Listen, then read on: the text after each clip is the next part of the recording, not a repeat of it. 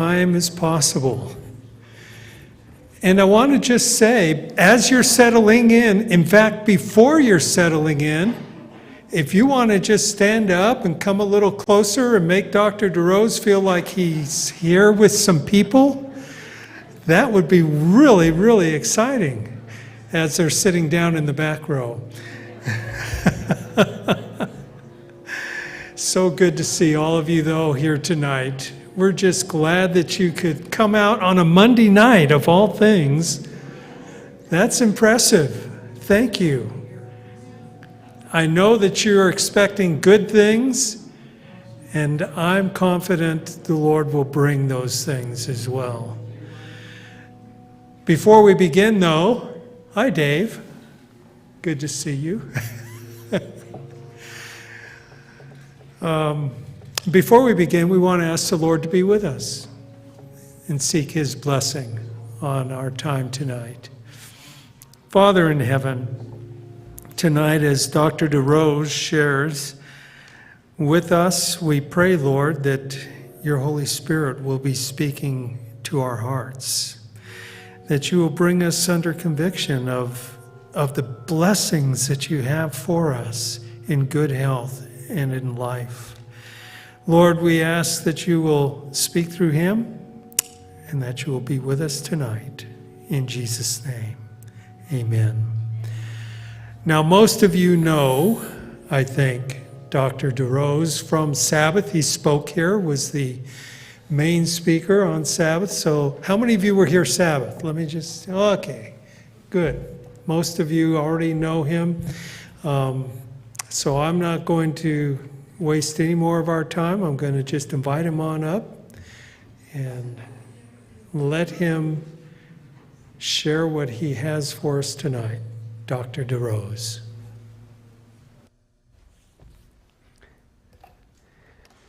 Well, it is good to be with you, and I realized we were working really hard to make sure we had all the right slides here for Yucaipa, and despite working so hard to make sure everything was perfect, reminded me of a story I heard years ago. Came from the publishing industry, and they said they were going to write a book that had no mistakes in it. And can you guess where the first mistake occurred? Yeah, it was like page 1. So I know we've got at least one mistake in the slides I'm going to show you. And it's in the very first one you're looking at. So right up here, if you took any pictures or you are welcome to sign up for our stuff at that website. But that is actually a website that is being used by the Palmetto Church in Florida. So you probably really don't want to sign up using that website. We're doing something, some of you have heard about what we're up to. And we have these automated 30-day programs. I'm going to tell you about them today if you haven't heard about them. And some churches throughout the country are saying, we want to be partners. We set them up with their own website. So the Yucaipa Church here could end up doing that. But right now we just direct you to the general website, which is simply timelesshealinginsights.org. So if you want to remember one thing, if you took pictures already, you don't really probably want, I'll get a call from someone in Florida and they'll say, we've got all these people, it seems like they're in California, but they're all signing up for our church's programs. The idea of the personalized site is if a church, this church is doing a lot of outreach, and I was there speaking in their church not all that long ago, and they want to be able to follow up with people who sign up as a result of their promotion in their community. So this allows them to track those people and connect with them and reach out to them. So my apologies, that slide was not supposed to be shown. So hopefully those are all the errors that we'll have in the presentation today. So let's have a word of prayer as we transition now into the material for tonight. Father in heaven, we do want to thank you so much that you've brought us all together.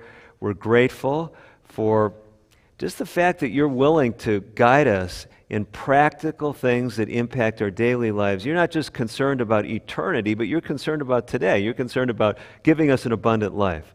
And so with that in mind, please guide our minds together as we look at these important topics. We ask in Jesus' name, amen. Well, you may not have one of these anymore. They tell me they're getting somewhat obsolete, But if I ask you what time it is, you're going to likely pull out some kind of electronic device. It may be one of these, maybe something on your wrist. Maybe you have a higher tech version of the old-fashioned wristwatch that is illustrated here. But I ask you a question tonight. Are these devices, are they our friends or are they our enemies? Okay, yes, both. I hear resounding responses. And I think you're right, to some extent, right? Because if we didn't have some kind of timepieces, you wouldn't have come here, at least in some proximity to when we were starting, right? But the flip side of it is most of us at some point in our lives, we wish we had something, at least some way, to turn the clock back instead of going forward. We do next week, that's right. We'll have daylight savings time, but most people are interested in turning the clock back by more than an hour. They'd like to turn it back a year or 10 years. And the question is there any medical science that's suggesting we might be able to turn back the clock on some of the ravages of aging? And I'd like to tell you the answer is yes. And one of the answers has to do with a fairly complex science that is called hemorheology. Now it's possible some of you, because I've met some of you, are health professionals, and you've heard of the technical science of hemorheology. But if you haven't, I've put a couple of dictionary definitions from medical dictionaries. And if you were to look up hemorheology, you'd find it's the science of the physical properties of blood flow in the circulatory system. If that didn't sound scholarly enough, maybe you like that second one, the science of the relation of pressures, flow, volumes, and resistances in blood vessels. You say, okay, well, if you're a health professional, maybe that means a lot to you, but others of you are saying, well, what does all that mean? Hemorheology is simply the science of healthy circulation. Hemo refers to blood, and rheology refers to the study of, or the science dealing with, the flow properties of complex substances. Your blood is actually a very complex substance. It's made of cells and proteins and liquid. So it's the flow properties are very, very complex. So hemorheology is the science that looks at blood flow. It's really the science of the red blood cell. Some years ago, my wife and I were invited to the country of Italy to do a series of health lectures throughout the country. And while we were there, at one point I had rented one of those small European cars. And I was driving in this village, and I was sure, as I was looking at the street, well, let me just tell you, as I was driving, I'm saying, look, if I keep going down this road, either the buildings are going to be spread apart or the car is going to be damaged. What do you think the most likely scenario would have been? Yeah, the car would have been damaged. Why? What was the problem? Yeah, the problem was that the car was wider than the width of the road. So I had to just back straight up. I mean, there was no room to even make a three-point turn and get out of that situation. Well, I tell you about that because it's a good illustration of how the red blood cells traverse the small, can we say it, the small roadways in your body? What are the smallest arterial roadways? Yeah, they're actually called the capillaries, okay? And remember, in the illustration, the width of the car was too wide for the width of the road. So your red blood cells have to be able to get through those tiniest capillaries. So I'm going to ask you a trick question. How much wider is the diameter of a capillary than the width or diameter of the red blood cell? I mean, it's got to get through, so how much wider, how much clearance does that red blood cell have, if you will? Double the size? 10% bigger? What do you think? It's a trick question, I told you. It's a trick question because the width of the red blood cell is wider than the width of the capillary. You say, well, then how can it get through? It actually has to fold over on itself to squeeze through. Now, this isn't a mistake, but this is the wisdom of the Creator, maximizing contact between the red blood cell and the capillary, optimizing gas exchange and other things.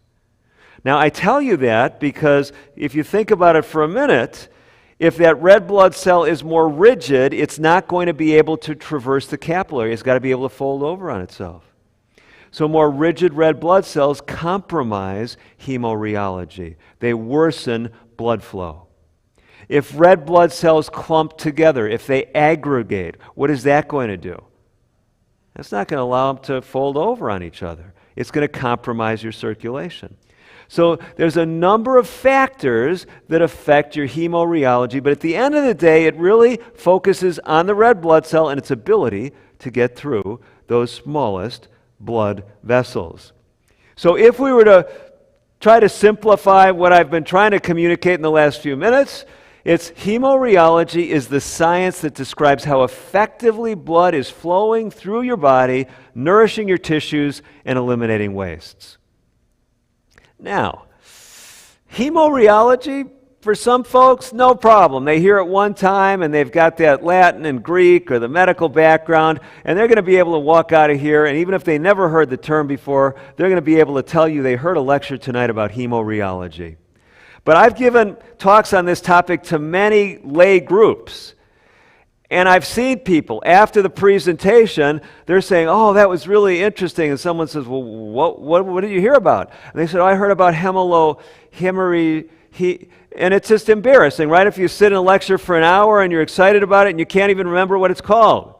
So we learned long ago that we had to come up with a term for hemorrheology that was more memorable for anybody to remember. And so we started calling it the Methuselah factor. Who was Methuselah anyway? Yeah, he was the longest lived person on planet Earth, according to the Bible. You remember how long the Bible says he lived? 969 years. Now, do we have any medical records on Methuselah? Do we have any blood work, anything like that? No, zero, right? But I can guarantee you, for someone to live 969 years, they had to have good what? That's right, good hemorrheology. By the way, the answer to many of my questions tonight will be hemorrheology, okay? Or the Methuselah factor. I'm using it synonymously. Are we on the same page? So we're talking about optimizing your circulation. The question is why? Why is hemorrheology important? Now, some of you no doubt could give me answers and they would be correct. But if we were to take a single statement, this was a statement written over 100 years ago, and I'm sure when it was written, people read it and they heard it and they said, perfect health depends on perfect circulation. Well, that's beautiful poetry, isn't it? But this is cutting-edge medical science. Perfect health really does depend on perfect circulation. A number of you already have had me sign copies of my book, The Methuselah Factor. We do have the book here, as well as an earlier book that I co-authored called 30 Days to Natural Blood Pressure Control. The Methuselah Factor book, this book, the way it's laid out, the first 12, 13 chapters, we go through a summary of the medical science as to why hemorrheology is important. And then the last 30 chapters, one chapter a day for a daily program to improve your hemorrheology. Now tonight I'm going to try to save you the price of the book. If you didn't come prepared to buy it, or if you already bought the book and haven't read it, I'll try to save you having to read through it. I'll try to give you the high points tonight in the time we have together. Fair enough?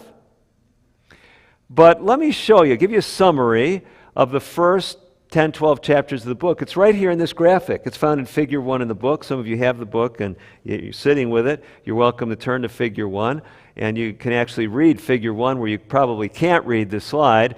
So for those of you that don't have the book, we enlarged it on the next few slides. So the medical research shows us convincingly, if you improve your blood fluidity, you will lower your risk of stroke. You'll lower your risk of coronary artery disease. That means you'll decrease your risk of heart attacks.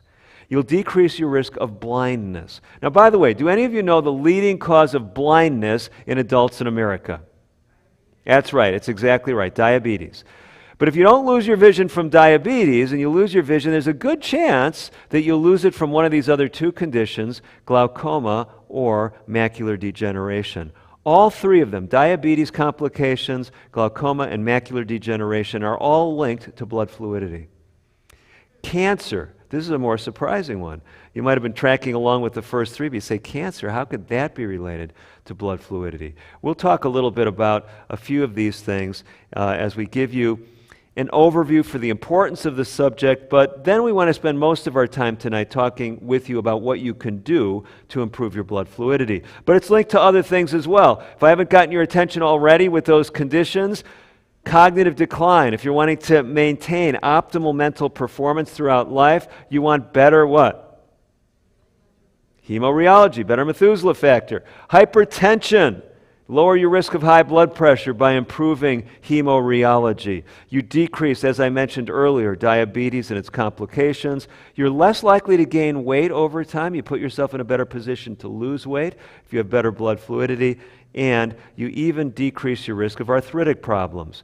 Beyond that, as we get older, most of us, we don't perform quite as well physically. You can slow some of that physical decline or even turn back the clock by improving your Methuselah factor. And if you today are sitting here wondering about why is this guy talking about all these things that are not going to affect me anytime soon, well, no matter how young you are, in the athletic literature, if athletes improve their hemorrheology, they improve their strength, their endurance, and their performance. So all of us should be concerned about optimizing our blood fluidity. Let's just take a few examples and just show you how this works. I don't want to spend a lot of time with this. Like I said, that's in the first 10 or 12 chapters of our book. And by the way, Sonia, why don't you pass these out? I know some folks were here this Sabbath when I spoke, and we passed out the cards, but why don't you make sure they have the Performance Boost 30 cards, that everyone has, make sure they have a few. You have them in one of those boxes. That box should have them. Okay, well then give them whichever ones you've got. Okay? I've got some up here too. So we have two different 30-day programs, and they're absolutely free. If you sign up for Performance Boost 30, that's timelesshealinginsights.org/boost. That's the Performance Boost 30. I think you might be getting the other cards passed out to you. I've got some of these Performance Boost 30 cards up here too with me. So if someone didn't get one, I can give you some of these too. Might be enough for everyone. Okay, there you go. Yeah, some of you already have them and you're all set. But the reason we're giving you these is if you sign up for the Performance Boost 30 program tonight, you get immediate access to 10 or 12 videos that we call the missing link. Those videos go through the first 10 chapters of the book. Sure, there's things in the book that you won't find in the videos, but just to give you, if you want more detail on some of the things I'm talking about initially here, we have those in the videos and in the book. So let's talk about stroke first of all. When you optimize your Methuselah factor, you decrease your risk of a stroke. We've known about this for years. I know a lot of people aren't talking about this, but even about 20 years ago, this study that was published, by the way, in a journal that is exclusively devoted to these topics, it's called Clinical Hemorrheology and Microcirculation. That journal looked at individuals with evidence of cerebrovascular disease, problem with blood supply to their brain. They had either had strokes or TIAs. Some lay people just call those a mini stroke. Looks just like a stroke, but it goes away usually in a matter of minutes. By definition, it goes away within 24 hours. So all of these individuals, 297 individuals, had some sign of problems with blood flow to the brain. They compared them with 73 individuals who were perfectly healthy. And what they found is something very interesting. When you looked at different determinants of blood fluidity, the worse the blood fluidity, the greater the risk of stroke and TIA. So why I'm showing you this slide is this gives us some insight into some of the things that affect blood fluidity. If you look at the last one, we already talked about the red blood cell. Red blood cell rigidity is one thing that worsens blood fluidity. red blood cell aggregation, the tendency of the red blood cells to clump. Those things will decrease your blood fluidity. But there's some other things on the list here. The first one you'll see is hematocrit. Do any of you know a definition for hematocrit? I can see a number of you actually know, but you don't want to be the star pupil, at least in this audience. It is the percentage of your blood that is made up of red blood cells. Okay? So if we say your hematocrit is 45, what does that mean? 45% of your blood is made up of red blood cells, okay? So what would be the best hematocrit? A high hematocrit or a low hematocrit? Remember, I already like trick questions. Well, actually the answer is neither, okay? So a low hematocrit, you're anemic, and you can't carry enough oxygen. Okay, so you have problems with mental performance and physical performance. So that's not good. A high hematocrit, you can carry more oxygen, but your blood fluidity suffers. Your hemorrheology is impaired. Now, some of you may know this bit of history, but there has been one sport more than any other that has gotten connected, at least in the lay press, with athletes trying to artificially boost their hematocrit. Do any of you know what sport I'm referring to? That's right, cycling, okay? And before there were any of the powerful drugs that we now have that can actually raise hematocrit, they were doing something that we call autologous transfusions. So maybe a couple of months before the big bike race, they'd go into some doctor who was going to be complicit in their cheating. And he would take a pint of blood from the athlete, mix the appropriate preservatives in it, put it in the refrigerator, and then a month later, now just 1 month before the race, the cyclist would donate another unit of blood. Okay? 2 units of blood now in the refrigerator. The night before the race, the athlete comes back in, gets 2 units of his own blood. Because his hematocrit's higher, he can carry more oxygen. So there is a performance benefit. But the problem is, what is suffering? What's suffering? I'm asking you a question. Yeah. Hemorrheology. That's usually the answer, right? His hemorrheology or her hemorrheology was suffering. And the data suggests that as many as 20 or more elite cyclists died in the context of races, either during the race or right after, presumably because during the race they got a bit more dehydrated, their blood fluidity was already impaired, and then they had a heart attack or a stroke. So high hematocrit is not desirable for the optimal risk of stroke. Plasma viscosity. Well, let's see, I think I brought a prop along with me today. So let's see if I can find it here in my bag. Okay, oh, there it is. Okay, so I'm going to bring this up front, and I want you to not say anything, but I want you to just observe what happens in front of you, okay? So just watch very carefully.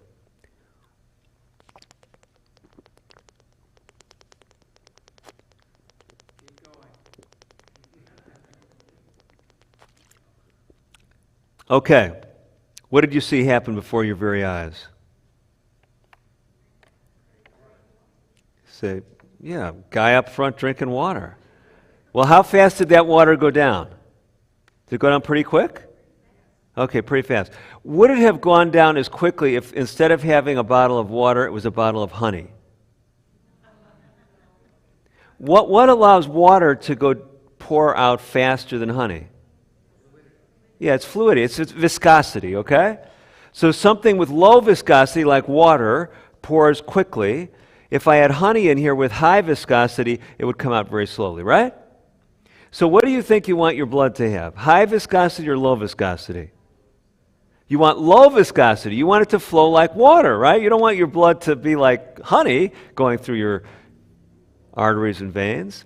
So the lower the viscosity, and in this research,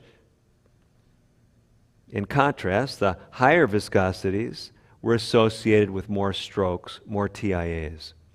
Plasma fibrinogen is a clotting protein. The higher fibrinogen is, the greater your risk of a stroke, and the worse your blood fluidity. Some of you are thinking, okay, so well, who cares? I mean, how big an effect is this? So there's a connection, but what difference does it make? Increase your risk of 1%, 2%? What difference does it really make? Well, let me illustrate this with another common condition, and that is coronary artery disease, the cause of heart attacks. And this is actually research that will help us understand if we improve our blood fluidity, we will decrease our risk of heart disease. This is what we call a prospective study, where they recruited a large population, they followed them over time. Amazing study. They measured determinants of blood fluidity. You've already heard about a couple of them, fibrinogen and viscosity.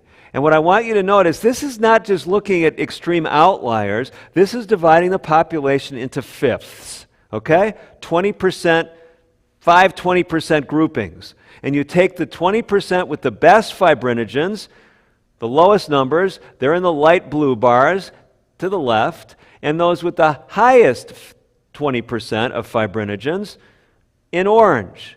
And there's this dramatic increase in having a major heart event. That's like a heart attack or dying from a heart event. Nearly fourfold increase in risk. The same is true of viscosity. Now here's a real surprising one. A lot of people, in fact, I was just giving a lecture. Boy, it's been some long days. We were just in LA yesterday, weren't we, Sonia?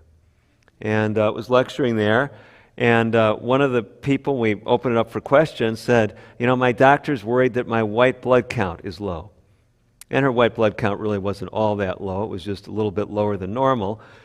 And I was sharing with her and with the group that a lower white count is actually desirable. Higher white counts worsen blood fluidity, and actually higher white counts are indicators that there's usually other problems going on in your body. So consistently, if you improve your lifestyle, your white count will go down. Think of it this way. The white blood cells are like the police cars in your body. If there's no crime, how many police cars do you need? Okay? I see some of you still looking quite bewildered here. Let me tell you a story. Some years ago, I got a call, and it was actually a Seventh-day Adventist pastor, and he called me and he said, I got some really bad news. I said, well, what's the problem? He said, the doctor just checked my blood and I have a low white count, and it was like 4,000. We usually just measure 4.0, and his lab said it was like 4.5 to 9.5 was normal. And he said, the doctor says I got to start eating meat because my white count is too low.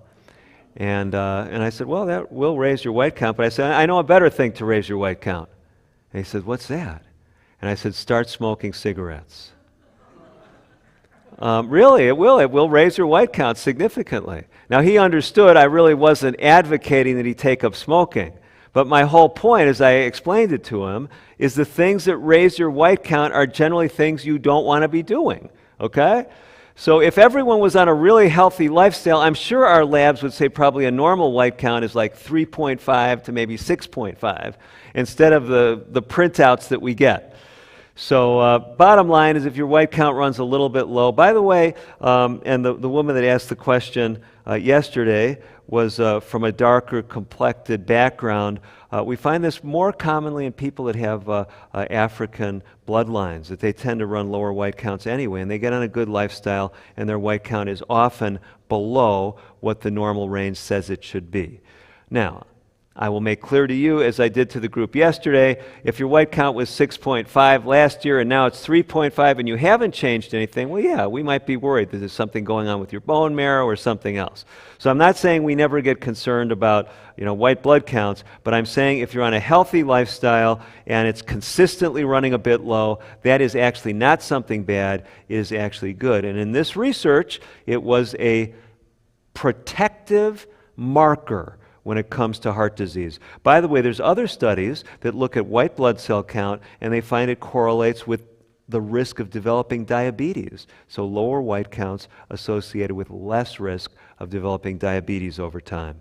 So my main point for showing you these two sets of studies is compelling connections between blood fluidity and stroke and heart attack. And most people say, well, yeah, that's what we'd expect. Those are diseases that are related to circulation.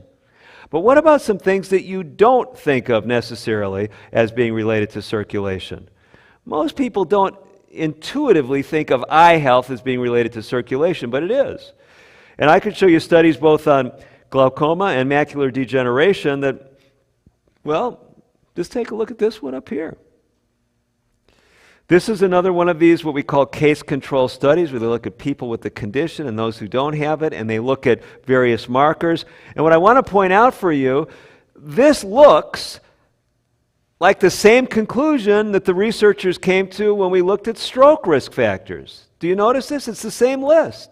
Viscosity, hematocrit, fibrinogen, tendency of red blood cells to clump, all of these different ways, different markers of hemorrheology. The worse they are, the more likely you already have problems with glaucoma. And like I said, we could show you the same thing with macular degeneration. So, maybe that makes sense to you, but when we get to cancer, that's surely got you scratching your heads, unless you've heard something about this research, because it did have me scratching my head when I first started seeing people reporting a connection between cancer and blood fluidity. How could that be related? Why would there be a connection with cancer? We have a whole chapter in the book that talks about it. Again, these are overview chapters. If you're a medical researcher, you're not going to get a lot of insights there. I mean, we've got a number of scientific references, but these aren't, comprehensive medical chapters. They're written for lay people. So if you don't have any medical background, you'll be able to understand the chapter. But in that chapter, we talk about some of the research linking blood fluidity factors both to developing cancer in the first place, that's what we call primary cancer, or to the spread of cancer. So after you have a diagnosis of cancer, there's research that suggests you should be concerned about your blood fluidity. Better blood fluidity will decrease your risk of that cancer spreading. Let me give you an example. So this is a study that was done in women with female cancers. They actually measured markers of blood fluidity, such as plasma viscosity, before they had their surgery for their cancers. And the first thing that the researchers found should be pretty obvious if you've been following along at all, and that is, if you had worse blood fluidity, you are more likely to have a blood clot after surgery. You say, okay, well that's pretty obvious, right? No surprises there. But what was really amazing is they found this association as well. And that was those women who had worse viscosity, in other words, higher viscosity, thicker blood, they were more likely to die over the course of the follow-up than women who had better blood fluidity. And the question is, well, why would that be? Why would having better hemorrheology protect you from cancer death? And here's what the authors wrote. And I'll try to explain this in plain English for those of you who don't have medical background.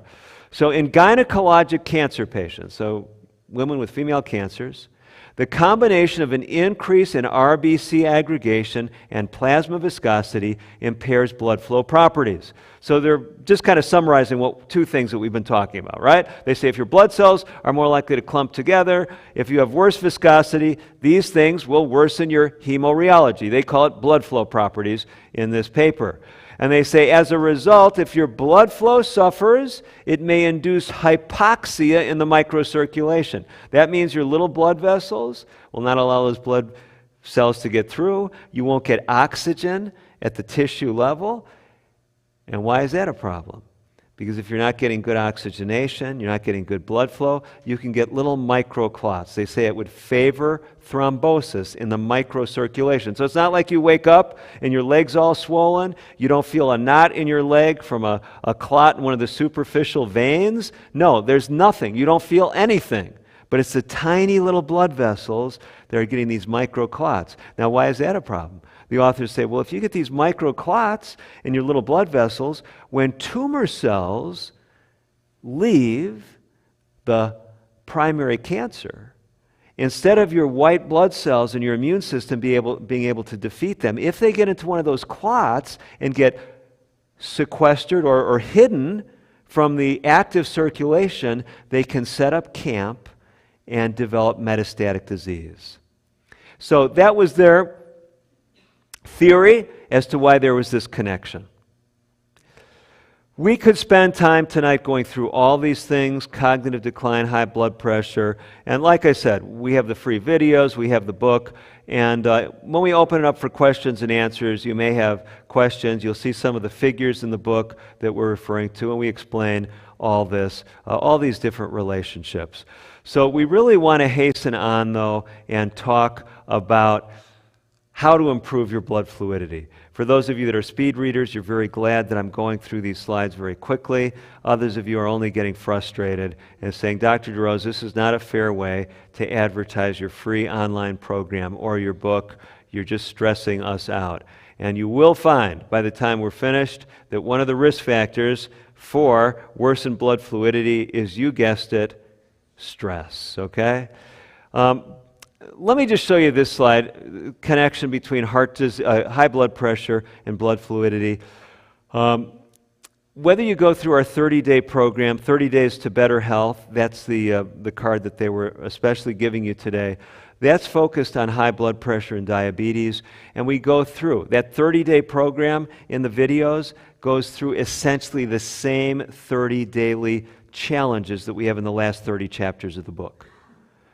Someone help me out. I saw a number of you showed me your books. Go ahead and open your Methuselah Factor book to one of the later chapters and tell me what day you open to, because each of the last 30 chapters is a guideline for a day. I need your help. So someone open it up just randomly. What do you have there? Day 23, identify your stressors. Okay. So day 23, the challenge is identify your stressors. And go ahead and read the challenge. There's a specific challenge there. It's in italics at the beginning of the chapter. Identify your stressors, paying attention to each of the following domains: physical, mental, emotional, social, and spiritual. Okay. So the chapter is going to explain what we're talking about by stressors. And what we've put in the last week of each of the 30-day programs is kind of a mini stress management program. And that's actually the first day of that stress management program. So what I wanted you to see, why I wanted you interacting with that, is because that's the same. Day 23, the goal in the video, either video program, the Performance Boost 30 or 30 Days to Better Health, day 23 is going to be the same as that goal in the chapter. We're going to have people identifying their stressors. In the next 2 days, we deal with the stressors, okay? So when people go through a program like that, this is the results of people going through some of our blood pressure programming. These are the first 3 churches that we had data on. And what I want you to notice, in a period of 4 to 8 weeks, some people spread out the curriculum over 2 months instead of 1. You could see the average person drop their blood pressure 17 points systolic and about 8 points diastolic. So the point is, these lifestyle principles that we're putting in people's hands really do make a difference. Okay? So, I got it. I thought I took all these Palmetto slides out of there. Anyway, so timelesshealinginsights.org/30 or /30 days will take you to 30 Days to Better Health. And then the other program is simply called Performance Boost 30. That's timelesshealinginsights.org/boost.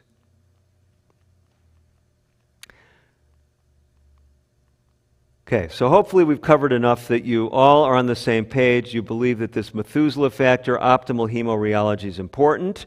And so as a result, we want to take some time and talk with you about how you can improve your Methuselah factor. Sure, you can go through the book. And I put this slide up just to let you know we don't bring books to events because we can't sell books. We've sold thousands of the 2 books that we have here for you. They're typically, just earlier this week I looked, and I think the blood pressure book was still in the top 20 blood pressure books on Amazon, even though it came out 7 years ago now. The Methuselah Factor book was in the top 20 preventive medicine titles on Amazon. So the Lord has blessed the books. A lot of people are getting them. But when we go to venues, we have them at discounted pricing and like to make them available, whether you want to get them for yourself or for other people. So tonight, though, my goal is to try to give you, in this last bit of time together, an overview of the whole 30-day program in 10 simple steps. So, 10 strategies to help you improve your hemorheology. Then we'll take your questions if you want to dig deeper into anything. Here's the first one, and it's to donate blood. Yeah, many people are surprised. I thought donating blood just helps other people. We were really surprised when we were doing our first book that we have represented here tonight, 30 Days to Natural Blood Pressure Control. We came across data from Europe where they looked at regular blood donors. These were people who were donating blood 4 times a year. And they found on average, if you compared 2 people that in every way were identical as far as the researchers could determine, but one person was donating blood 4 times a year and the other person was not, on average, the regular blood donors had systolic blood pressures that were 12 points lower. And this is as large a lowering as you get with some medications, simply by donating blood. So donating blood is one of the things that can improve blood fluidity because a lot of us are walking around with higher hematocrits than optimal. Drinking more water. I mean, this probably isn't a surprise, right? And you folks here in Yucaipa, you're in the backyard, so to speak, of Loma Linda. So you've probably seen this study. I'm actually shocked by how many people in Adventist churches haven't seen a study that was published over 20 years ago. Some of you may actually know Jacqueline Chan. I don't know if she's still in this area. Kind of lost track of her. But she had this idea, and I remember her telling about the background of this study. She thought that if she looked at how much water people were drinking, she could predict their likelihood of having a heart attack. And some of her, she may have even been a doctoral student at the time. I forget where she was at in her career. And she said a lot of the senior investigators were saying, well, this is a dumb idea. You're not going to find anything. But it was striking. When you compared individuals drinking less than 2 glasses of water per day with those drinking more than 5, there was this basically cutting in half of the risk of dying from heart disease. So pretty impressive data, and some people say when they see data like this is, well, now you understand why I drink so many Pepsis, because I got to get my water. Well, they obviously didn't read the rest of the study because they found that the other beverages that people were typically consuming did not decrease their risk of dying from heart disease, but actually increased it. So now if you ask me a question about hibiscus tea, I don't think there were a lot of people at the time drinking much hibiscus tea, okay? So this is likely representing, most of the other beverages that people drink, soft drinks and dairy products, things of that nature. Water is pretty interesting. If you've got some pure water and you drink this amount in this bottle, they're telling me there's exactly 500 cc's. It's a half liter. If you drink a half liter of pure water, it actually raises your metabolism 24% for an hour. So it's not just that you're hopefully satisfying your thirst so that you don't overeat at meals. Some of you may know this, that if you're thirsty when you sit down to eat, you're more likely to overeat. Are you aware of that? Yeah, so there's a connection there. But it's more than that. You actually raise your metabolism by drinking water. So this is a weight loss aid, but the blood fluidity properties also seem to be helpful. I didn't show you the data, but as you have better blood fluidity markers, you have less likelihood of gaining weight over time. Caffeine worsens blood fluidity. We could talk about this from a number of perspectives, but let me just tell you about one thing. It has to do with adenosine. So adenosine is a compound that is actually good for your circulation. You have these adenosine receptors throughout your body, and we won't go through all the biochemistry and the physiology, but they're in your heart and blood vessels, your brain, your respiratory tract, your gut. And what's really interesting, adenosine, like I said, it does all kinds of good things. It makes your platelets, the clotting cells, less sticky. And by the way, if you make your platelets more sticky, you will worsen your blood fluidity. It lowers your stress hormones. It relaxes your blood vessels. That's what a vasodilator is. It decreases the release of something called renin, which raises blood pressure. So when you take caffeine, you block these adenosine receptors, and so caffeine intake makes your platelets more sticky. It raises your stress hormones. It raises your blood pressure. It worsens your blood fluidity. So caffeine is not your friend when it comes to optimizing your Methuselah factor.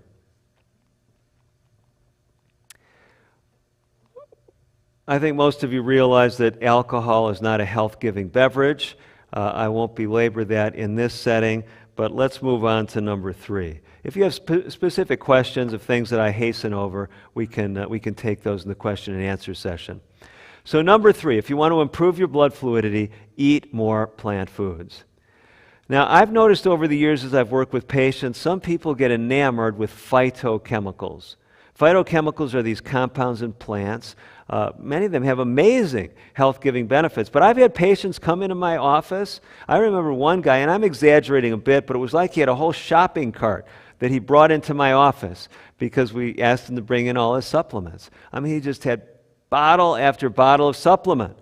And I'm not going to tell you there aren't beneficial properties to these supplements, but what's the best way to get the most cutting-edge phytochemistry in your diet? That's right, it's eating the whole plant foods. So yeah, these compounds, whether it's lycopene or resveratrol, zeaxanthin or lutein, yeah, there's health-giving properties, but you don't need to take them as isolated compounds. And in fact, some of the best phytochemicals we may not have even discovered yet. So don't go into the health food store and say, hey, what's the latest and greatest? Don't go to the nutrition reviews or American Journal of Clinical Nutrition and find out what the latest phytochemical is that they're making claims for and rush out to the health food store. Just eat the whole plant foods. Let me illustrate it for you this way. I had a grandfather. I actually had 2 grandfathers, you probably gathered. But one of them was named Santo. And just by virtue of his name, would any of you like to guess where Santo was born? Where? Spain? That's not a bad guess. You're close. It was a Mediterranean country. Italy. He was born in southern Italy. So Santo was born in southern Italy, and I'm convinced that he never heard of anthocyanins. I'm convinced of it. He lived into his 90s, but I'm convinced he never heard of anthocyanins, and he never took an anthocyanin supplement. So therefore, true or false, you can be sure that Santo never ingested any anthocyanins. Is that fair enough? Well, before you say yes, look at the good sources of anthocyanins. And I will tell you, I've been in my grandfather's home many times. There was never a day, I'm convinced, that he and Grandma did not have in that house tomatoes, onions, and garlic. Okay? It's just, there was never they always had tomatoes, onion, garlic. And in fact, I think every meal had tomatoes, onion, and garlic. Okay? Really? So he never heard of anthocyanins, but what was he doing? He was eating these rich sources. So my point is, you don't have to know the phytochemicals that haven't been discovered yet. Because after all, if they haven't been discovered, you can't know them anyway. But you can be ingesting them as you eat more whole plant foods. And the anthocyanins have a number of benefits, some of which directly improve your blood fluidity. Anything that's an antioxidant in general improves blood fluidity. The anthocyanins also help to relax blood vessels. Things that are anti-inflammatory generally improve hemorrheology. The anthocyanins even have cartilage regenerative properties. So if you have arthritic problems, something you should put on your list. And they have anti-cancer properties. Well, we could go through a whole list of phytochemicals. We have a number of them in the book, but we're not going to do that because you already got the main point. And how do you get these phytochemicals? You eat whole plant foods, okay? And as you're eating the whole plant foods, you're getting this whole, what? Massive list of phytochemicals. Okay, let's hasten on to point number 4. Well, let's give you this one. So if you go through either of the 30-day programs, we're going to challenge you to decrease your consumption of sugar. Sugar and many of the common sweetening agents are especially deleterious to blood fluidity. One of them that's really bad is high fructose corn syrup. Okay? And it's shocking where that stuff finds itself. You go into the store and you might buy some, whole grain bread. But if you, really, it's amazing. Or you buy some, granola, and you look on there and they've got high fructose corn syrup in there. So we encourage you, if you go through the either of our programs, to watch for the hidden sugars, and we tell you to do some math. Look at the nutrition labels. If you're not eating foods right out of the produce section or your garden, look at the nutrition facts label, and we want you to look at the total carbohydrates and divide it by the total sugars. In this example, it's 24 divided by 3. That comes out to what? 8. Is this a food that is relatively high in sugar or relatively low in sugar? It's actually relatively low in sugar. So we say anything with a ratio of 5 or greater is relatively low in sugar. Now, you may want it lower than that, but we're not telling people the programs that we introduce in these 30-day programs, you heard me mention caffeine. We don't even make people leave off all their caffeine. We tell them that would be best, but we encourage them to at least cut down on their caffeine if they're wanting to improve these endpoints. So the same with the sugar. We don't tell people you got to purge the sugar, and if it says 1 gram of total sugar per serving, you can't eat it. No. So we're trying to meet people where they're at, help them move in a direction of a healthier lifestyle. But surprising thing to many people, high fructose corn syrup is a significant risk factor for gout. So if you have gout and you think, well, it's, I'm not drinking alcohol, I'm watching these rich meats and things, but you're not watching your consumption of high fructose corn syrup, that's something else you should be watching. Okay, number 4, achieve and maintain an ideal weight. Now, a lot of people say, but what's an ideal weight? How do you know what an ideal weight is? Well, I have kind of an unusual definition of an ideal weight. Now, maybe there's some other people that use this. They probably have, because, nothing's really original. But there was a time in my life where I actually ran a large hospital-based weight loss clinic, and I really got disturbed by something. I'd see people come in, they'd get on a really good program, they'd be losing weight, and then something would happen. And it usually went like this. Let's say they started the program at 300 pounds, and maybe over the course of a year they got down to 180. How many of you think that's tremendous progress? I would agree. But they found they couldn't get down to 150. And that's what their sister weighed, or that's what they weighed, when they graduated from 8th grade, or something, fairly unrealistic, okay? So they couldn't get down to 150, and so even though they'd lost 120 pounds, they said, well, what's the point? I can't get down to 150, I'm a failure, I might as well just go back to my old lifestyle. Now, you think this sounds ridiculous, but this is not uncommon. And some of you may have had something maybe not as dramatic, but many times we have what I would say are unrealistic ideas of what we should weigh. And here's why. I would argue with you that no one knows what they really should weigh, because there's a number of determinants of weight. Some of those are genetic determinants. Others are things that happen in your early life history, including in the womb. Do you know what happened when you were in your mother's womb actually predisposes you to things like your adult weight, your risk of diabetes, your likelihood of having high blood pressure? It's not just all about how you live as an adult. So why I mention this is, what is an ideal weight? I tell people an ideal weight is what you weigh when you're on an ideal program.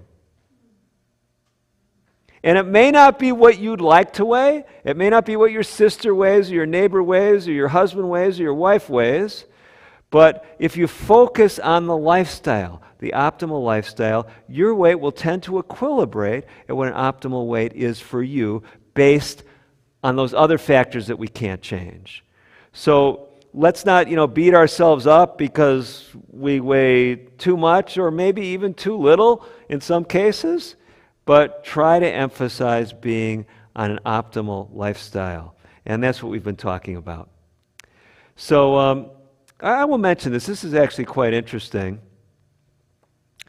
This is a study in athletes, and they actually found that if you looked at lean athletes,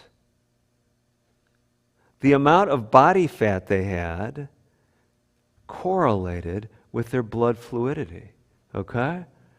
So even the point of this is not that you're necessarily going to have an athlete's body, but even relatively small changes in body fat can make a significant difference. So actually, if you're making small changes in body fat, your weight may not be changing. So a lot of times when we work with people with lifestyle changes, they're changing their diet, they're exercising better, they may be gaining muscle mass, and their body weight is really not changing all that much.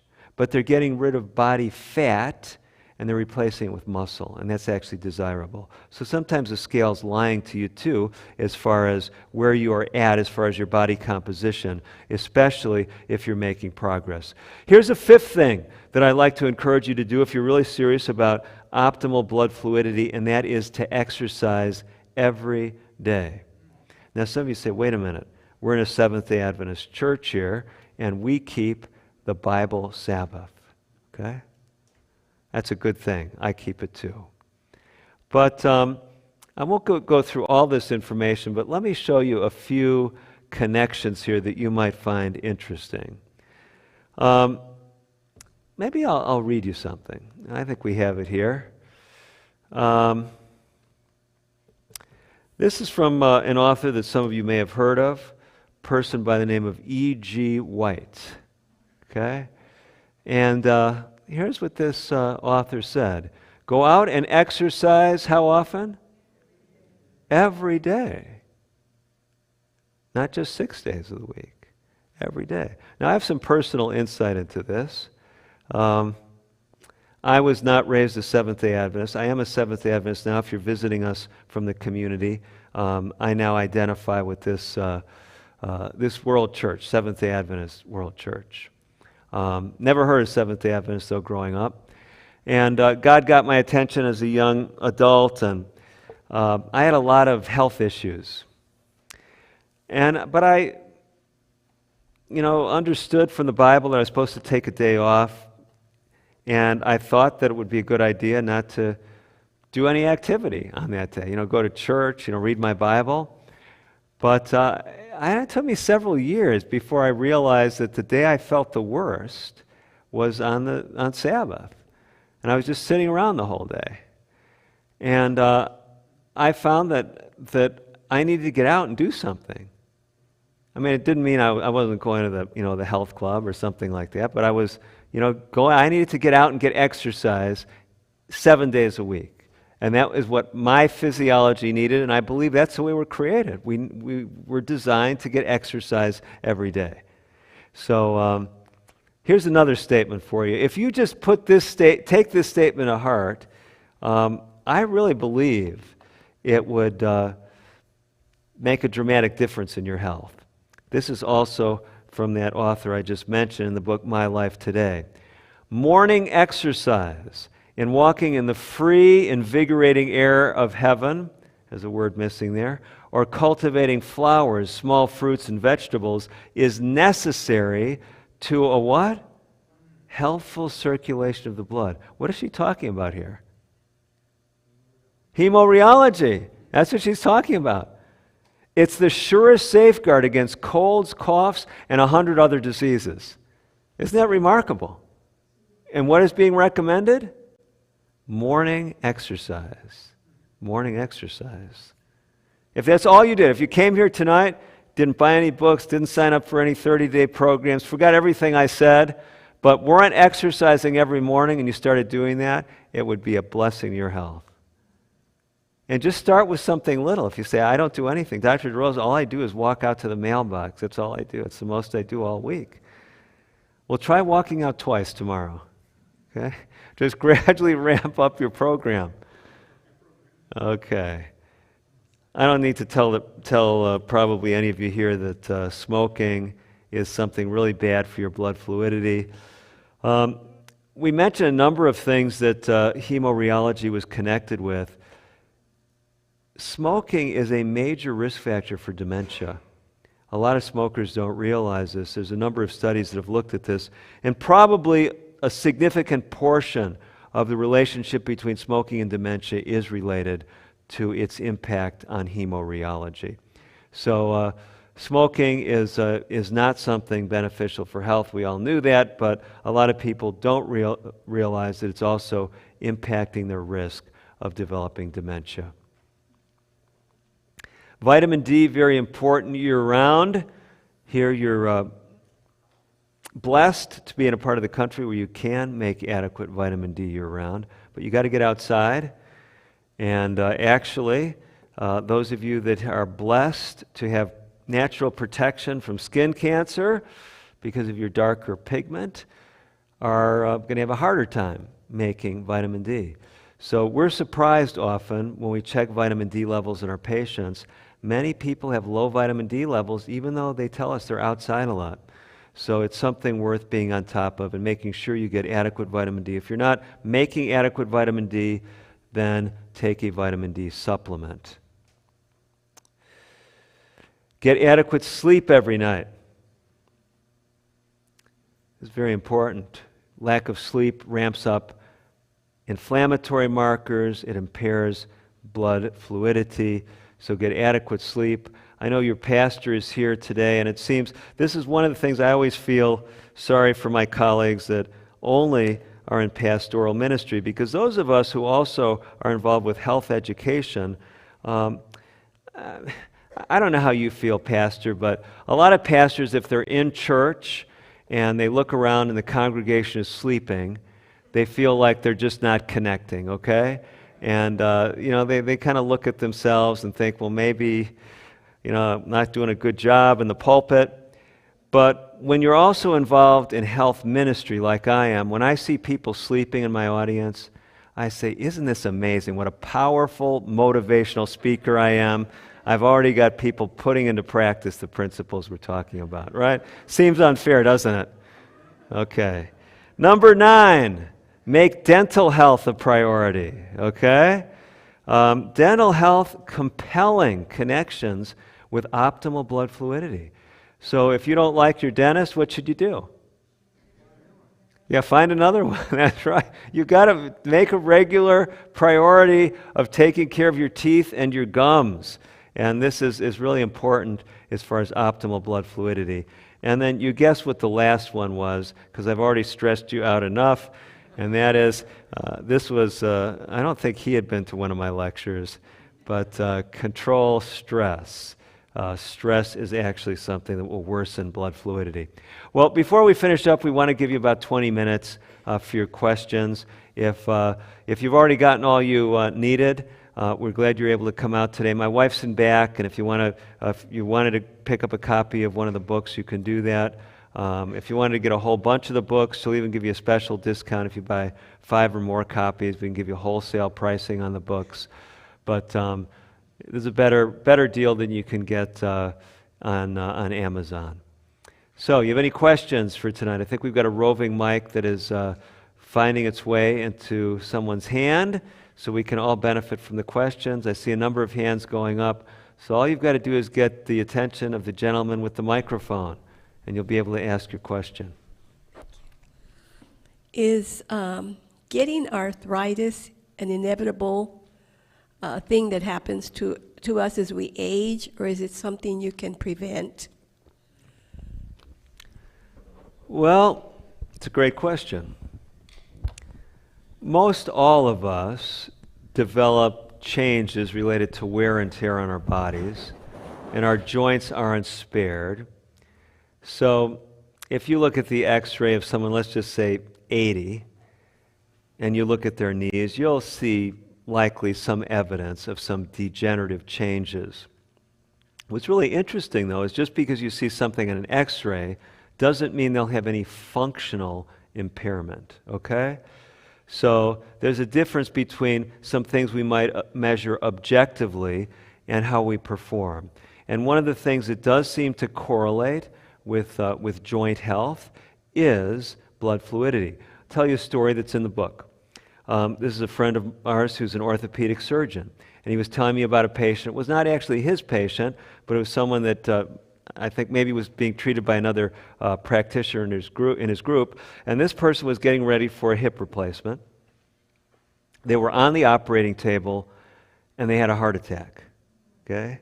So needless to say, when they came out of the anesthesia, they didn't awake to learn that they had a new hip. They awoke in the coronary care unit. And so this individual got concerned about their heart more so than their hip, and they started learning about natural things they could do, lifestyle things they could do to decrease the risk of heart disease. So they started making all these changes. About 6 months later, back in to see the orthopedic surgeon. The orthopedic surgeon said, well, it's 6 months out past your heart attack. I think, we could do your hip replacement. And the person said, my hip isn't bothering me anymore. And this orthopedic surgeon told me, he said there's some orthopedic surgeons, they call arthritis of the hip coronary artery disease of the hip. Okay? Because they've made this connection with blood fluidity and clinically significant joint problems. So I'm not saying it's a panacea, but it's interesting as you look at this data, it seems if you keep your blood more fluid, you're less likely to have problems with your joints. And if you do have problems, you're likely to have them later in life rather than earlier. Okay? What about other questions? I'd like to know anything you might want to say about fruit juices of different kinds and milk, as opposed to obviously alcohol, caffeine, and heavy sugar is not good. But how would those fit into the other things you said about drinking a lot of water? Okay. So clearly when it comes to blood fluidity, water really is at the very top of the list, okay? That's the best fluid. But let's talk about some of these other things. Now, there are people over the years that as a internal medicine specialist, someone I'm still actively practicing on a limited basis, I'll still sometimes recommend pure juices, especially if a person's making them, that's ideal, in some limited context. One of the contexts I sometimes do recommend it is when I see a person who comes to me and they say, I'm very health conscious, but I'm just losing weight. I can't keep my weight up.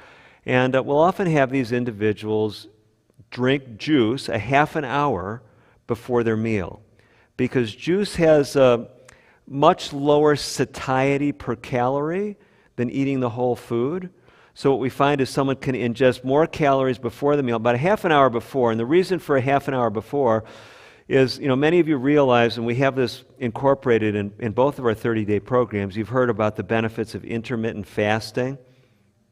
So that there's really a lot of truth in that. And by the way, Seventh-day Adventists have known about that for well over 100 years. We've been told, there's special benefits to eating just twice a day and not eating between meals. That's what the whole intermittent fasting discipline is really talking about, if you want to boil it down.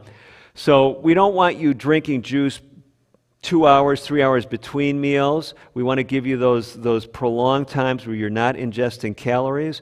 But if you have it shortly before a meal, like a half an hour before, we find that can help people get more calories in. Well, if you think about what I just told you, you'll realize why I don't like juices for most of my patients. Because most of them have the opposite problem. The majority of my patients are trying to lose weight. So juices, with their low satiety per calorie, are not optimal choices for that reason. Also, they can do some not so nice things with blood sugar, especially in people that are susceptible either to hypoglycemia or they have diabetes. Can really raise the blood sugar quickly. So, and when it comes to dairy products, any animal product is pro-inflammatory. So dairy products, that's one of my main concerns in a lot of the patients that I deal with, because it has this inflammatory enhancing property. Even skim milk, even though it has no cholesterol, no fat, it has animal protein and it has cholesterol raising properties for that reason. So yeah, if you're going to, skim milk is better than wine. I'd rather you be drinking that, because you asked for the comparison. It's a lot better than vodka, okay? But I'd still rather my patients be drinking more water and less of those other things. Okay, who's got the microphone next? Okay. Curious to know, I've heard that where is the highest concentration of the smallest capillaries in the body? So that would be like one of the first areas to be affected if your fluidity was poor. Let's put it this way. If you impair your microcirculation, let me illustrate it this way, and it kind of comes at your question. One of the diseases that is especially involved with problems with the microcirculation is diabetes, okay? And what are the organs that we find are especially susceptible to those blood fluidity effects of hyperglycemia, higher blood sugars? Well, it's the nerves, the long nerves in the body. See, we get, diabetic neuropathy, typically starting in the toes.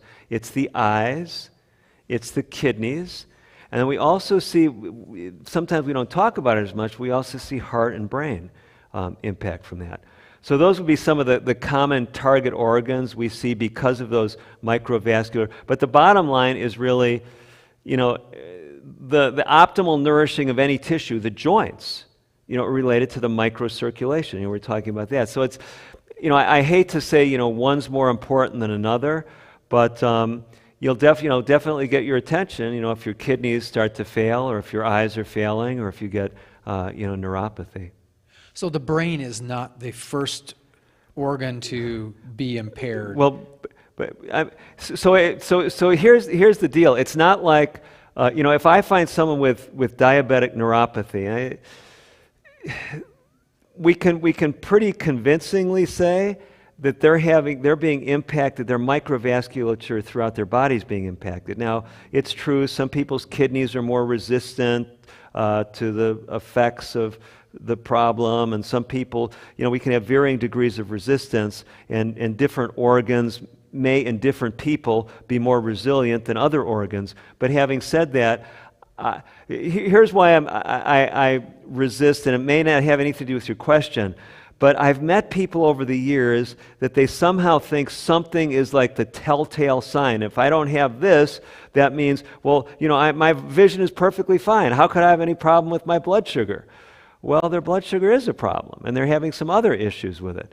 So just because you might be more resilient in one area doesn't mean you're going to see a problem. So I'm not sure if that's where you were going with it, but I hate to try to single out separate organs or things because, and I know maybe I should step back one more step. Those of us that have formal medical training, we found it somewhat amusing going through medical school because we'd hear each teacher tell us how their discipline was the most important. We're glad that you're in physiology today because this is really the most important. So if you pharmacology, this is, and the bottom line is, yes, they're all important. So what organ system do you want to do without? Not really any. So I appreciate your question because it really helped us and helped me to make a point that I hope you aren't missing.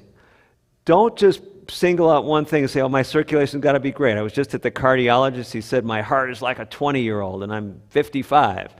Well, that doesn't mean everything else is fine in your body, okay? What other questions do we have? Yeah, I got a question. Is this working? Yeah.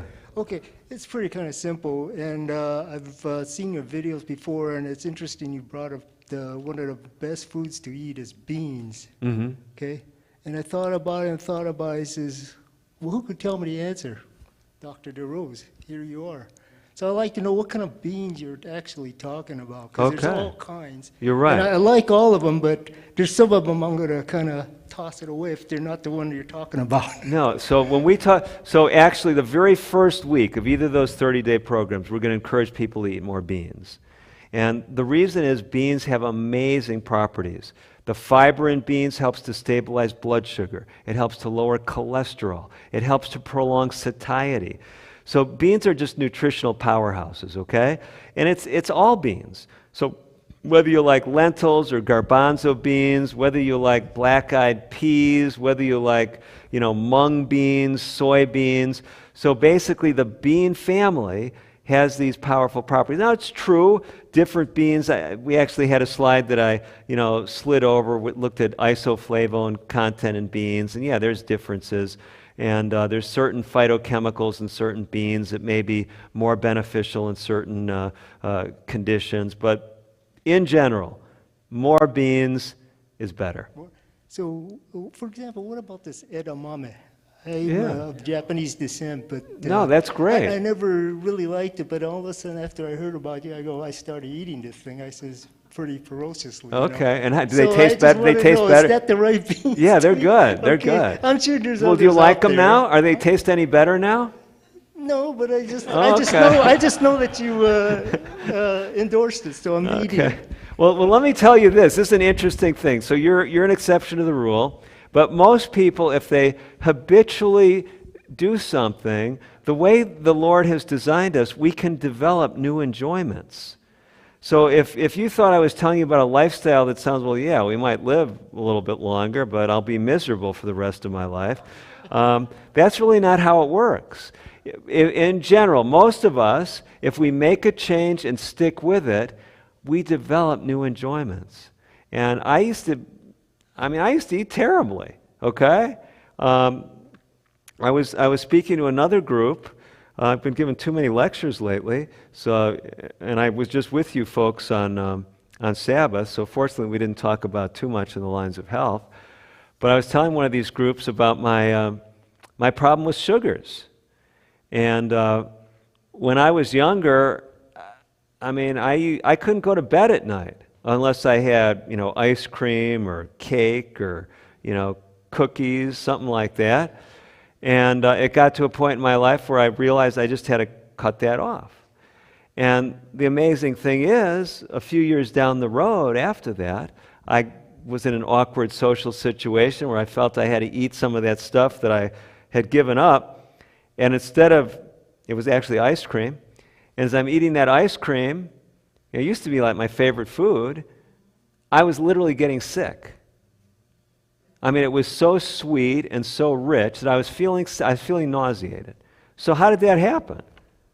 And I could give you study after study. We have some of them in our books that we can actually change what we enjoy. If you make clean breaks with things, if you change your lifestyle, your body changes. So it's not like, I'm not like, oh boy, I can't eat ice cream anymore. I don't want to eat it. Like if you said you have to eat this stuff, I'd say, come on, really? Okay. Other questions? I grew up in Hungary, and I came to America, and I love to hear about your grandfather, because I did the same thing. I came here, I ate what I wanted, I didn't drink water, and I didn't exercise. And somehow, I became 93 years old. And so, how in this earth do I do anything with my thyroid that is growing to the chest? And they tell me, just do whatever you want because you are over 90. So what do you say? Because I love to hear you. I love to see your programs in internet. And I know that my friend told me that I should come to see you because you know about what ails me, like thyroid growing down to the chest.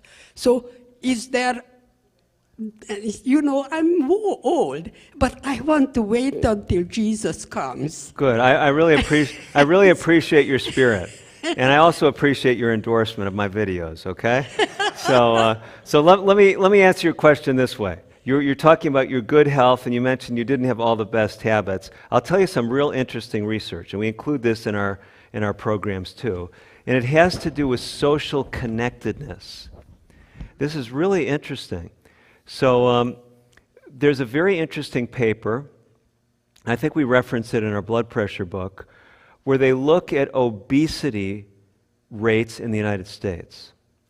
And these were researchers that have a totally different skill set than I do, very high-powered data analysis, and they were analyzing obesity in America, and they actually found that obesity in the United States was spreading like an infectious disease from an epicenter in the southeast, like that's the hot spot, and it's spreading. If you look at the rates of obesity, and as these researchers were writing about this, they were talking about this aspect of who we keep company with affects our health, okay? So if you want to be healthy, you want to, even if you may not have all the best lifestyle habits, but if you can stay around some people that are very healthy in general, like Seventh-day Adventists. Have you been hanging around Seventh-day Adventists? Okay. So don't stop coming to church, okay? And if there's people in the community who want better health, you can unapologetically invite them to church. And you say, but why would I come to church? It's not a health lecture. No, just come and listen to our pastor. Just hang out with these people, because the people that you're around, you tend to have the health of those that you associate with. Now, I'm not saying it doesn't have to do with other areas of lifestyle, but it's a very interesting connection. So if you have other specific questions about your thyroid, maybe you and I can talk afterward, okay? Okay.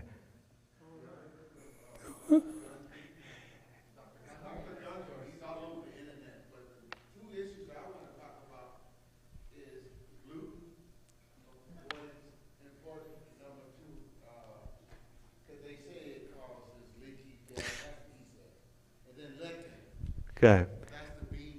Well, if you don't have my book, we'll let you go on back and read the section on beans, and we actually have at least a window on some of the health benefits of lectins, okay? So, and they are found in beans. So here's the thing. Dr. Gundry has some good points in his materials, and Dr. Gundry spends a lot more money advertising than I do. He does. In fact, we have spent money advertising, and I've actually worked with some of the same people who Dr. Gundry has worked with, and he does have a very large advertising budget, and I'm not doubting that he's helped many people. You help people when you get them to make changes in a positive direction, but there are some things that he shares that I don't think are the most helpful for people who are already on a good, very good lifestyle. Okay? Bread is not good for you? I would not say that. I would not go on record as saying bread is not good for you. Okay? Yeah, I endorse, unless you have a problem. If you have celiac disease, no, don't eat any, rye, barley, or wheat. And if you're eating oats, make sure it's, gluten-free. But in general, whole grains are part of a healthy diet. Okay? All right. Thank you very much. How many of you appreciated what he's brought to us tonight? Thank you, Dr. DeRose. Appreciate your sharing with us tonight. And there are still some books out there. You can stop by the table. You may have a question or two you want to mention to him in the lobby. Thank you all for coming tonight. And as we go, let's just pause and ask the Lord to go with us. Father in heaven, we are so thankful for the guidance that you've given to us, not only in your word, but in science and in the studies that have been done, and that we have people who are interested in it and that want to improve their lifestyle and want to live optimal lives on your behalf. Father, tonight as we go, we ask your presence to be with us. Take each one home safely And Lord, bring us back together again when we meet here on Sabbath. In Jesus' name, amen. All right. Have a good evening.